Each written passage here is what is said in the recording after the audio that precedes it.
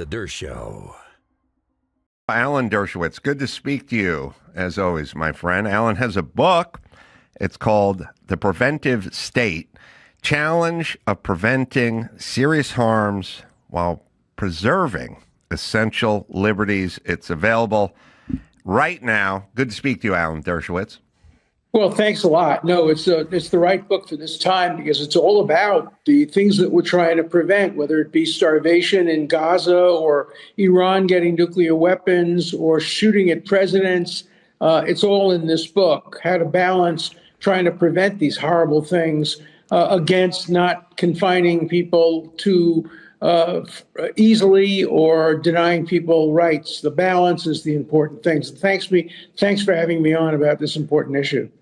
Yeah, my pleasure. I live in Los Angeles. The homeless problem gets worse every year, and we have some balance. So we go, these people need to be institutionalized. They have to be gathered up off the streets. They need to be taken somewhere. And then someone says, what about their civil liberties? And then someone goes, well, that's a good point. And then we do nothing. And then 10 years goes by, and there's people sleeping everywhere. I went into Sherman Oaks, California, the other day. Sherman Oaks, I used to have a house there. Sherman Oaks is where you went to raise a family. Nice. If you couldn't afford Beverly Hills, Sherman Oaks will do. And I went in there to go to a little mom and pop store, just to look like a hardware store. And I went in and the door was locked. And I said, geez, it's noon on a Tuesday. Are they not open today? And a woman came around and unlocked the door.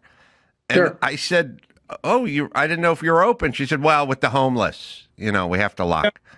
No, you're of course right. And just locking the door is a preventive mechanism. Interestingly, the origins of my book, The Preventive State, are with homelessness. Here's the way it works. Oh, really?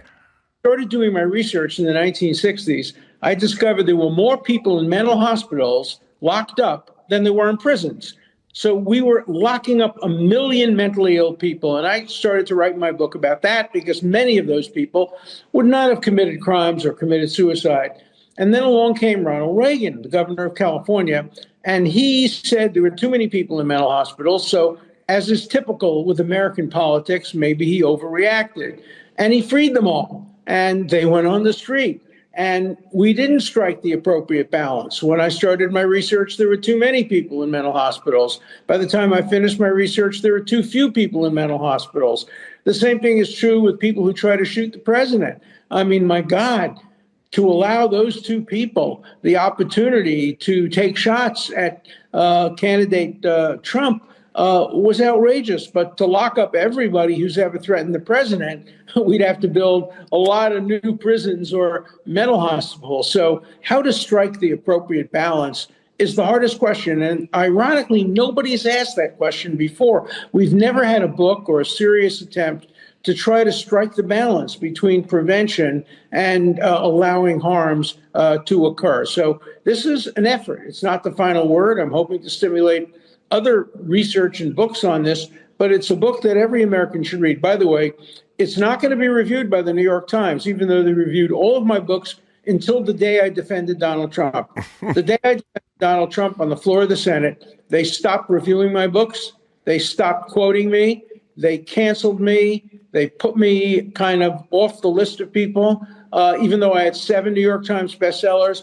They refused to review any book I've written since the day I defended Donald Trump. That, for them, marked a change in how they will deal with me.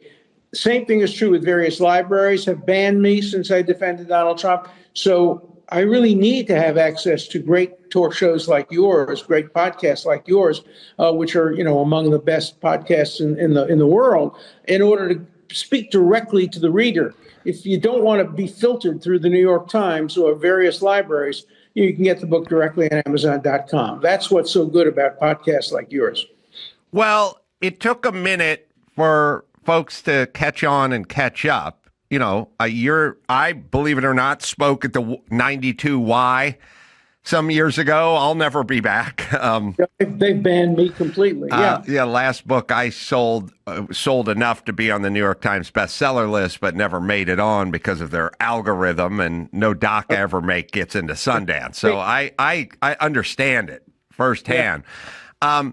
you can only do that so long before somebody says, well, look, I'm going to start my own newspaper or start my own station or start my own podcast and will usurp you people that are not helping. Initially, it's difficult not to get your films into Sundance and not to get your book on the New York Times bestseller list. But they played so fast and loose with their politics and the truth and their discriminatory process that I think they've hurt their brand to a point where, and we've seen it, whether you're a comedian who they're trying to cancel or whether you're Alan Dershowitz are trying to cancel or a podcaster, they just go around them now. Thank you for that. Look, this is America. And the great thing about America and our First Amendment is the government can't restrict podcasts or any other kind of free speech.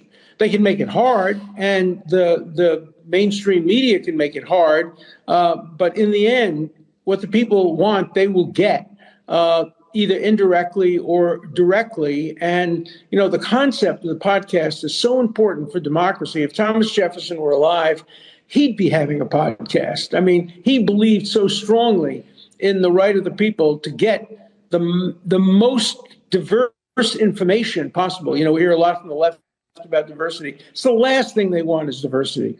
They absolutely want uniformity of opinion out there and not diversity at all.